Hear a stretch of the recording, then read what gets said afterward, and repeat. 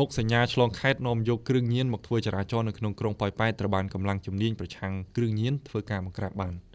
អនុវត្តតាមបទបញ្ជាមើងម៉ាត់របស់អាយដាមនីដាមស្នេហ៍សថេតអគ្គស្នងការនគរបាលជាតិនិងអនុវត្តតាមបទបញ្ជារបស់លោកឧត្តមស្នេហ៍ត្រីសឿមសរិទ្ធស្នងការនៃស្នងការដ្ឋាននគរបាលខេត្តបន្ទាយមានជ័យនាថ្ងៃទី23កក្កដានេះកម្លាំងការិយាល័យជំនាញប្រឆាំងគ្រឿងញៀនបានធ្វើការបង្ក្រាបនិងឃាត់ខ្លួនជនសង្ស័យប្រុសស្រីជាមុខសញ្ញាឆ្លងខេត្តនាំយកគ្រឿងញៀនធ្វើចរាចរណ៍នៅក្នុងក្រុងប៉ោយប៉ែតបានចំនួន7នាក់បាទនៅក្នុងកិច្ចប្រតិបត្តិការនេះផងដែរដឹកនាំនឹងបញ្ជាផ្ទាល់ដោយលោកឧត្តមស្នេហ៍ត្រីថិនស៊ីនដេនស្នងការរងផែនការងារប្រឆាំងគ្រឿងញៀនដឹកនាំកម្លាំងការិយាល័យជំនាញនិងកម្លាំងអធិការដ្ឋាននគរបាលក្រុងប៉ោយប៉ែតបាទនឹងដោយមានការរាយការណ៍បាទពីភ្នាក់ងារសម្ងាត់បានចុះបង្ក្រាបបទល្មើសជួញដូរនិងប្រើប្រាស់គ្រឿងញៀនខុសច្បាប់នៅចំណុចបន្ទប់ជួលដែលស្ថិតនៅក្នុងភូមិប៉ាឡេឡៃ1សង្កាត់ប៉ោយប៉ែតក្រុងប៉ោយប៉ែតខេត្តបន្ទាយមានជ័យបាទពេលសមាជិកទៅដល់គោលដៅបានឃើញនឹងចាប់ខ្លួនជនសង្ស័យកំពុងនៅមុខបន្ទប់4នាក់ក្នុងនោះមានស្រីម្នាក់បាទមានទី1ឈ្មោះ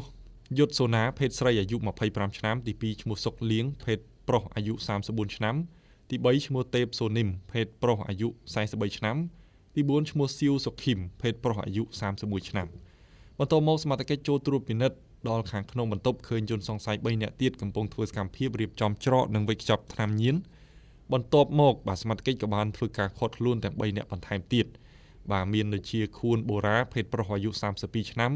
ម៉ុនឌីរ៉ុងបាទភេទប្រុស29ឆ្នាំសុកហេងបាទភេទប្រុសអាយុ32ឆ្នាំហើយចាប់យកវត្ថុតាំងរួមមានម្សៅក្រាមសថ្លា1ថង់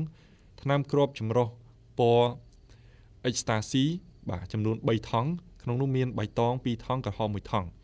បាទម្សៅម៉ត់7ថង់បារីអេឡិចត្រូនិក6ដើមថ្នាំកញ្ចប់ចម្រុះបាទ69កញ្ចប់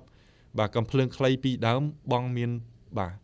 មានបង2ដើមបាទគ្រាប់15គ្រាប់ឧបករណ៍សម្រាប់ប្រើប្រាស់គ្រឿងញៀនមួយចំនួនសម្បកថង់សម្រាប់វេចខ្ចប់បាទមួយចំនួន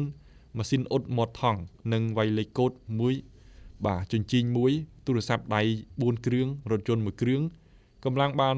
នាំយកជនសង្ស័យបាទមកកាន់អធិការដ្ឋាននគរបាលក្រុងប៉ោយប៉ែតដើម្បីសាកសួររោគអ្នកពាក់ព័ន្ធបាទនឹងបានធ្វើតេស្តរោគសារធាតុញៀនលទ្ធផលវិជ្ជមាន2នាក់បាទបច្ចុប្បន្នជនសង្ស័យរួមទាំងវត្ថុតាំងត្រូវបានកម្លាំងជំនាញប្រឆាំងគ្រឿងញៀនកសាងសំណុំរឿងបញ្ជូនទៅតុលាការដើម្បីផ្ដន្ទាទោសតាមច្បាប់បាទ